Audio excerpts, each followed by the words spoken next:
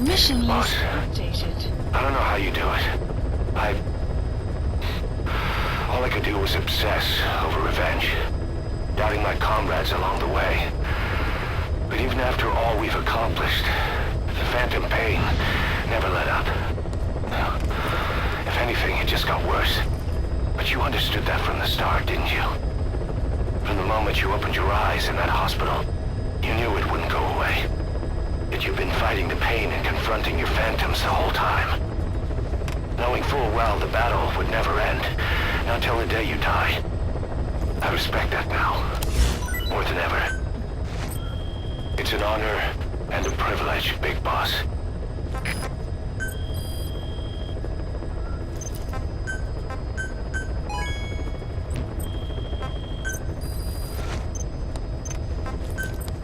Staff assigned.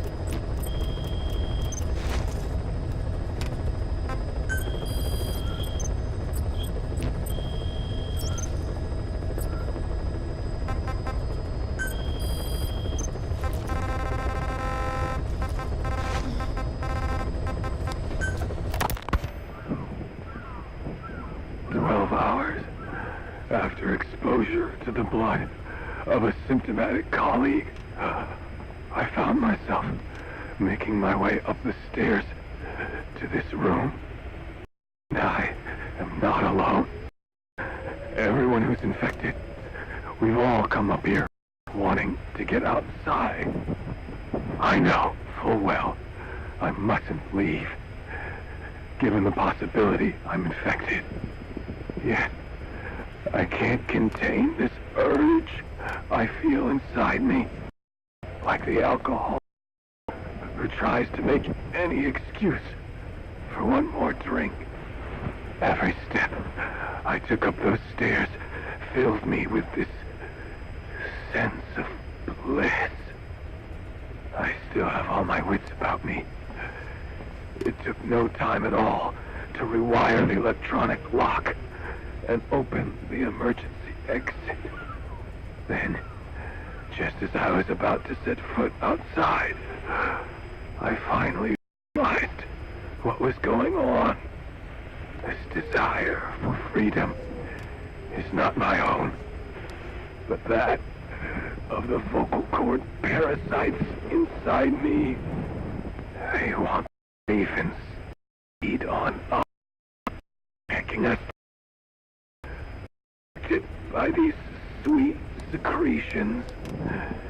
They have mutated to facilitate this.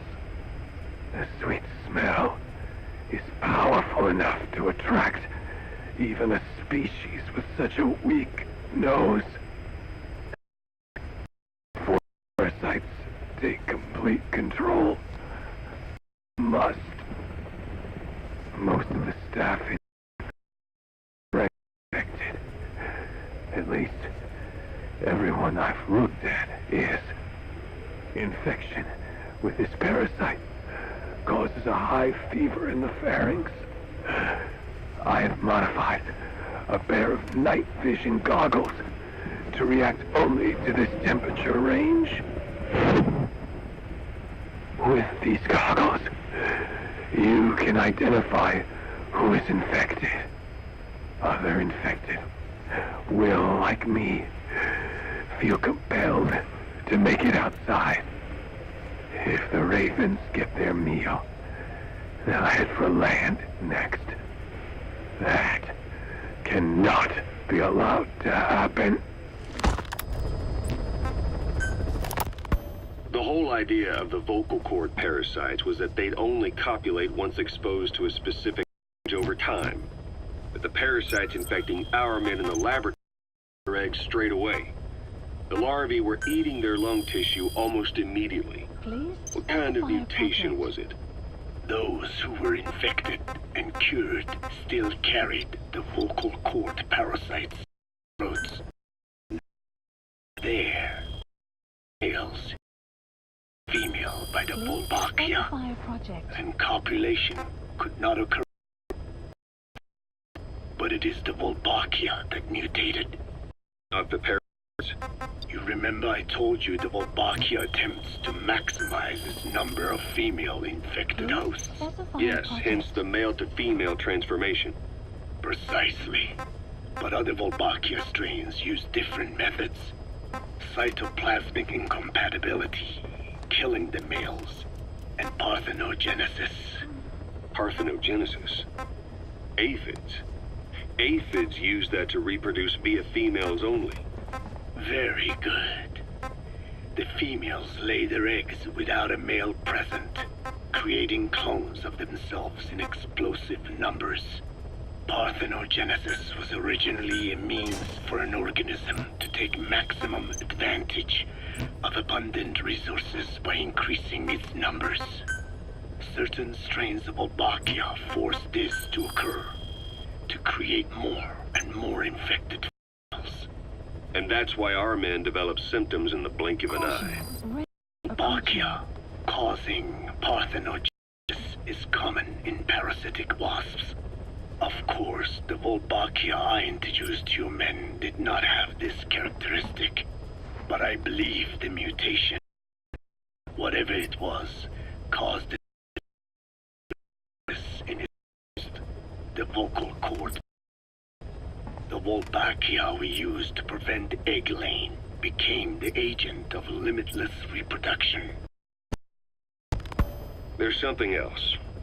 The symptomatic infected in the laboratory all wanted to get outside, even knowing there was napalm waiting for them out there. You said the parasites made them act that way, but parasites controlling humans. Is it possible? Parasites altering the host's behavior is a common occurrence in nature. Long ago, the vocal cord parasites had this ability, but even I never foresaw they might control humans. Until I heard the things your man said. You mean the researcher on the top floor? The bit about, I'm not a snail. Yes. Among parasitic worms, there is a genus called Leucochloridium that uses snails as intermediary hosts. As you know, snails prefer dark, gloomy environments. But once parasitized by Leucochloridium, they desire to be in the light. And that is not all. The parasitic worms thrust themselves into the snail's antennae, making them swell to abnormal size. The snail, meanwhile, frantically wiggles his antennae as the parasites squirm inside. The swollen, wriggling antennae soon resemble caterpillars. I don't get it. It is so they can be eaten by birds. Leucochloridium needs a bird as its definitive host. To breed, they require their snail host to be snapped up by a predator. So they make the humble snail appear to be a delicious caterpillar and lead it to somewhere in open sight.